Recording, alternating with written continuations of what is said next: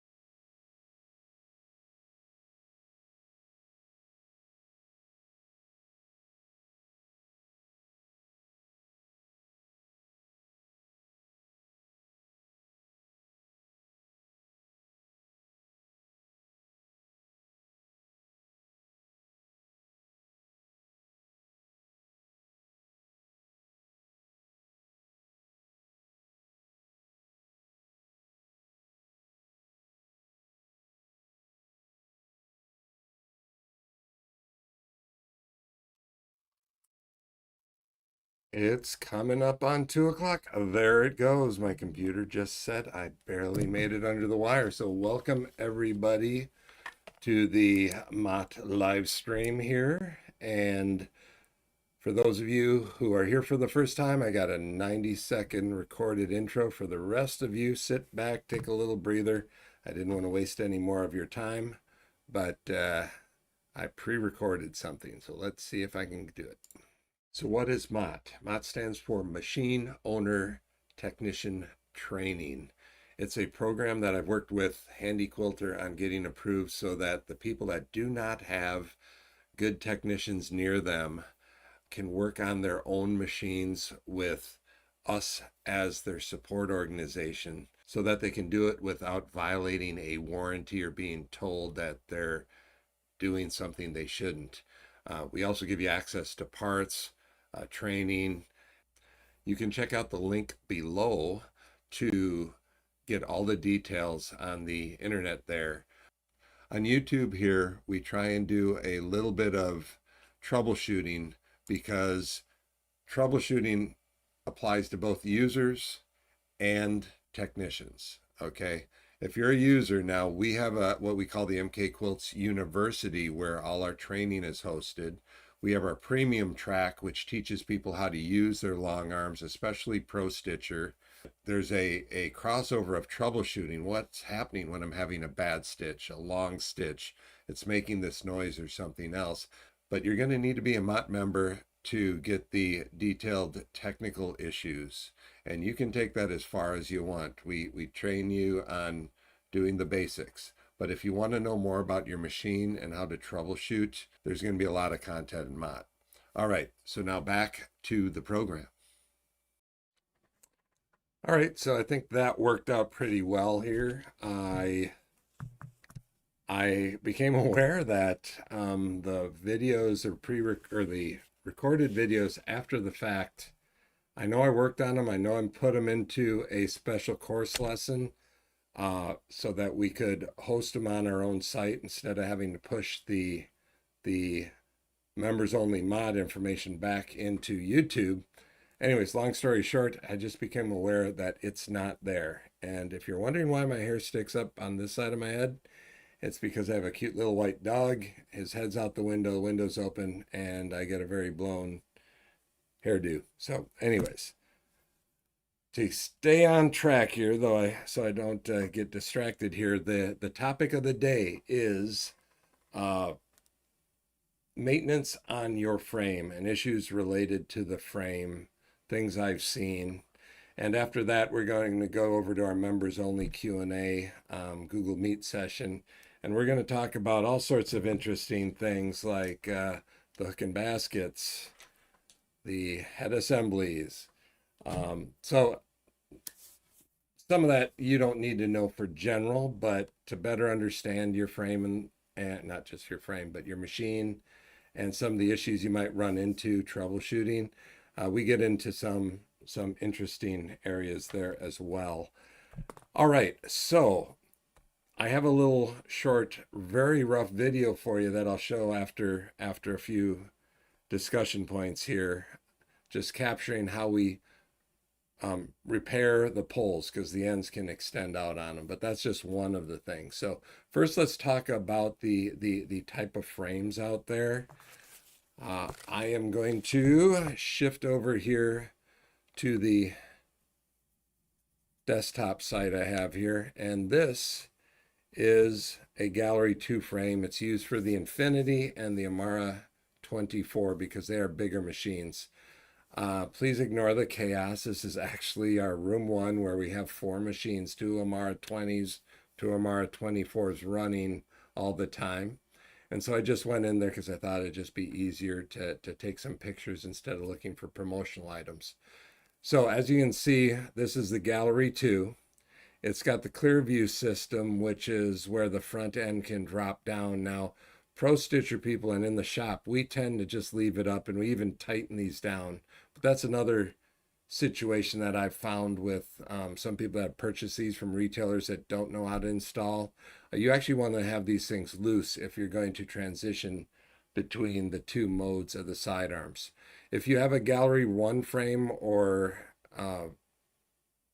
not a Gallery 1, let's say that again, a Gallery 2 frame without the clear view arms on it, you can just buy the sidearms to upgrade the frame. So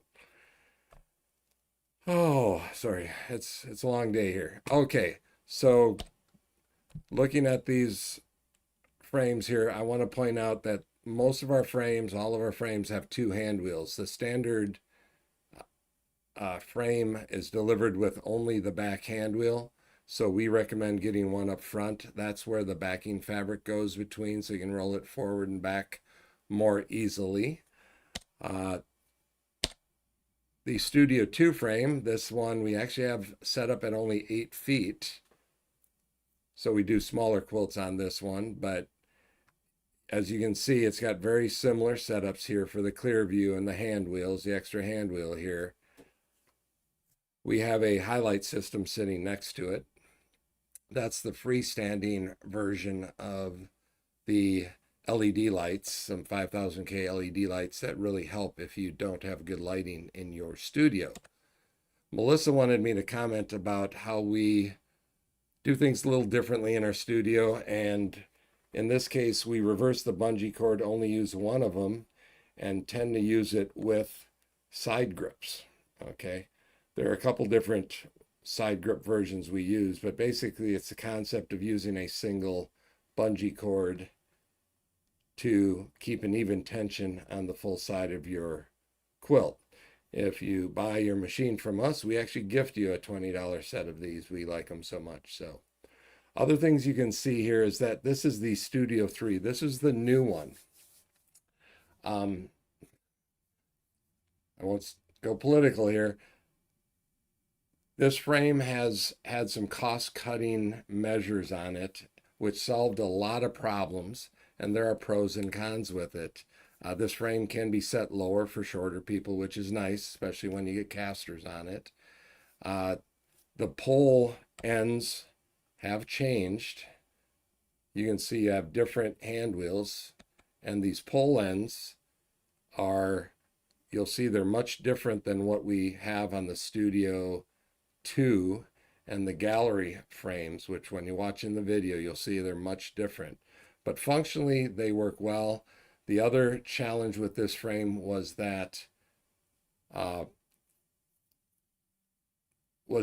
shipping it, the Studio frame shipped UPS ground, and boxes would get damaged. They were heavy. So now each section of the table comes in its own box. It's packaged much better. If you want to go on our website under machines, I have a self-installation guide set up there that has pictures of both frame styles and how to set them up. So that's something to consider as well. But the Studio 3 is the only one currently available for the Amara 20 and below. Okay, so I just wanted to point that out. All right, so we are going to go back and we are going to address the pole issue, and then we're going to talk about, in my list, we're going to talk about leveling the table, some of the issues with if you put casters on the table. Oh, and let me do one more thing here, since literally right before this meeting, I had a call about the handy hammock, and that is the black netting underneath here.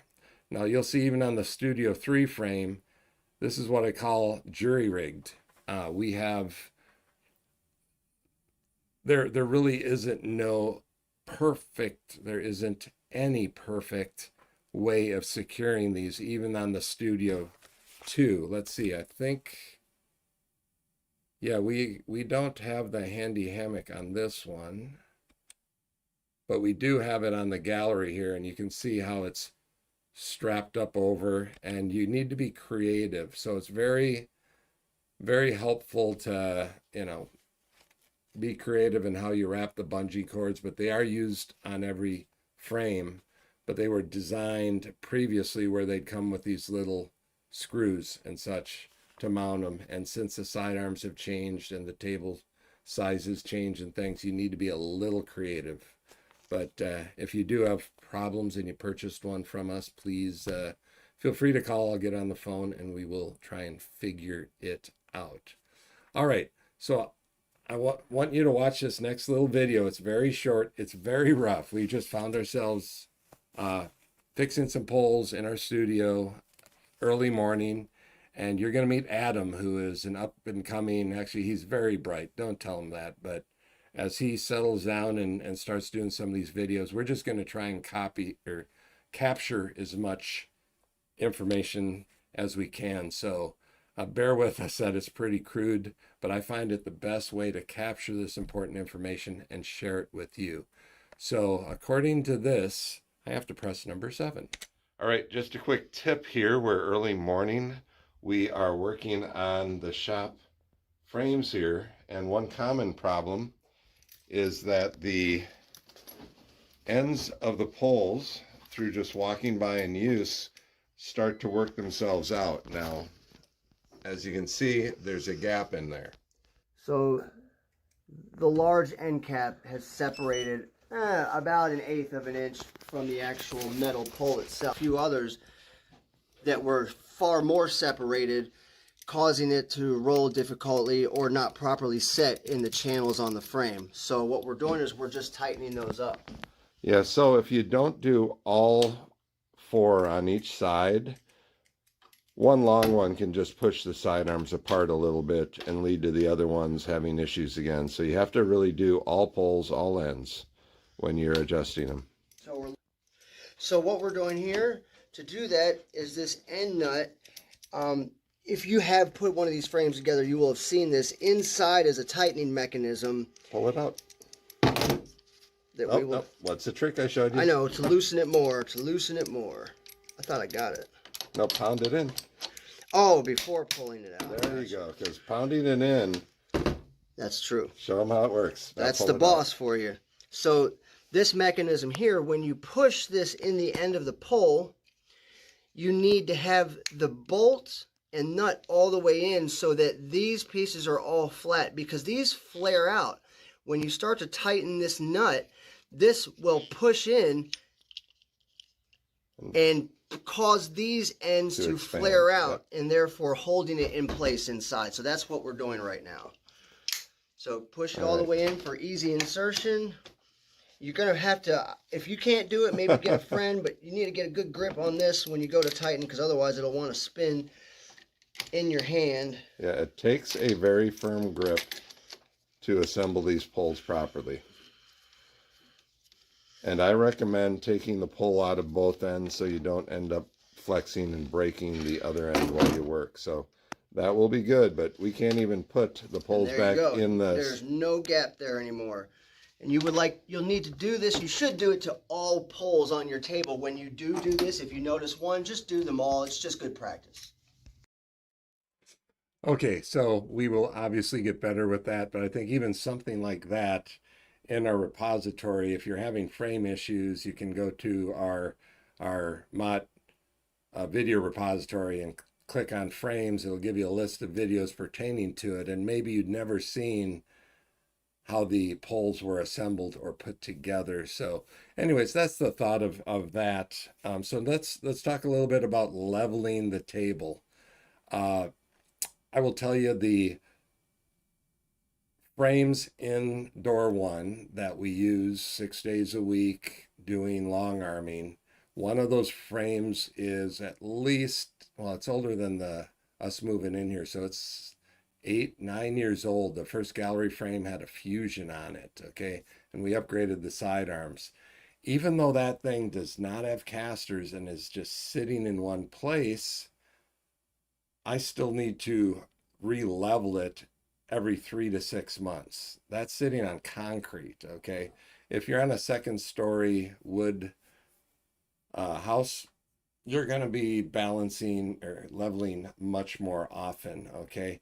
And we will have a separate video on how to actually level. I can use the machine as sort of the sensor to tell you whether each section is level going across, and that's a whole nother lesson which needs to be done. And there's, just like loading your quilt, there's a lot of ways to do it.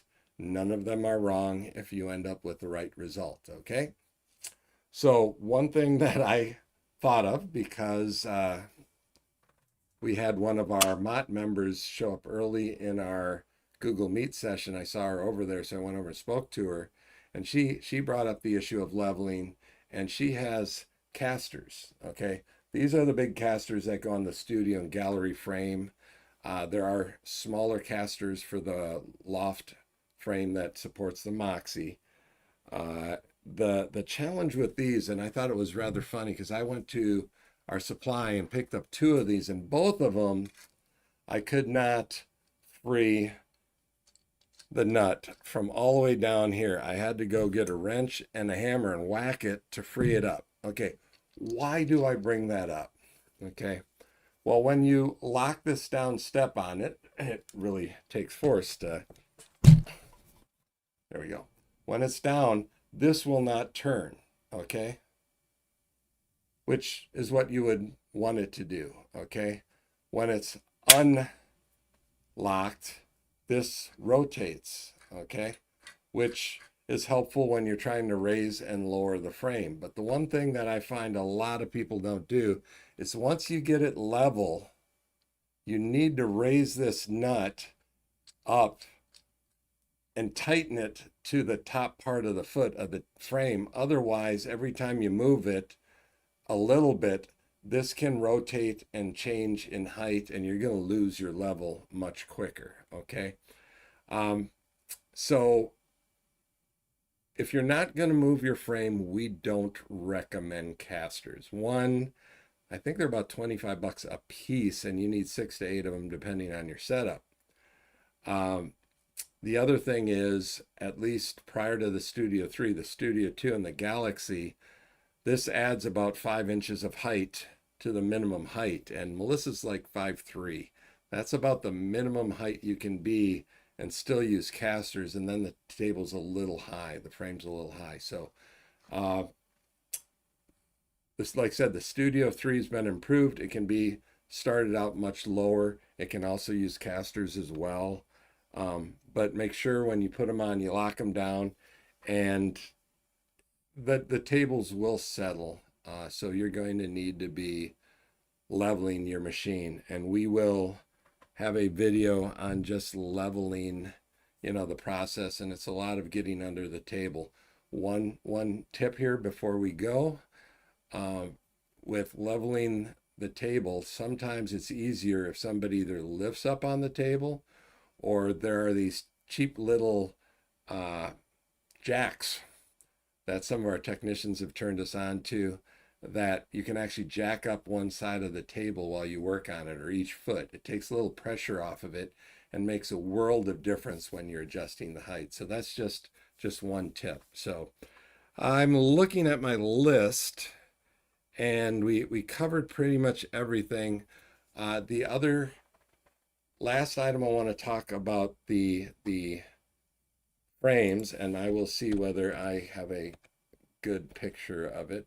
Oh, we'll use this one right here. All right, so the front and back edges of the frame have tracks, and it's critical, especially for the free motion people, that when you assemble those, that you make sure that the sections come together smoothly and evenly. And there are little shims. Now, they go the length of the table, but they're usually sections, just like the table is. This table has 2 4-foot sections, so there's a split in the middle. You want to use shims if you need to, but basically when you're attaching them together, you want to make sure the metal pieces are assembled properly. And then the black plastic that inserts into both sides is supposed to give you a very smooth flow for when you're doing free motion. Pro Stitcher doesn't feel every bump, but free motion does. So we're talking about, I've seen a few horror stories on getting the frame assembled. So please use the references on our website, mkquilts.com, because your machine, it's its foundation. You want to have a good foundation for doing your long arming on it. And if you don't do it right, you're going to start feeling it in other things that you do. So, all right, so we're going to move back to our members only Google Meet session. Now I invite everybody, once all the processing for YouTube get done and I get back to it here, I'll put it down in the link to the machine owner technician training. You can go to our mkquilts.com, click over to the university, click on bundles, and read all about it. And you can join up right now and save $100 off the annual fee.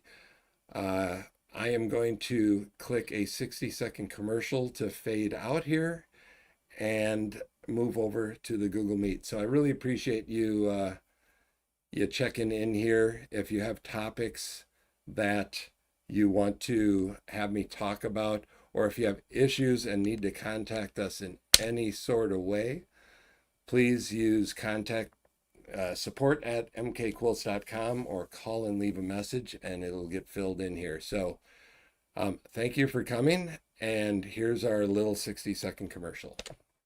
Okay, so this is the pre-recorded commercial for MK Quilt so that I can describe a little bit about what we do. We are a retail shop out of Florida, but we sell our machines nationally. We've got hundreds of them out there. We have a university for training and making sure people use these expensive machines. and that they get the proper support. And this MOTT training is just the next step of us making sure that the best support is given to our customers and to others out there. You know, call us. We will help you. And I appreciate you putting up with this little commercial. Our phone number is 727-935-1739. But like I said, sales@mkquilts.com is probably the best way to get a hold of us.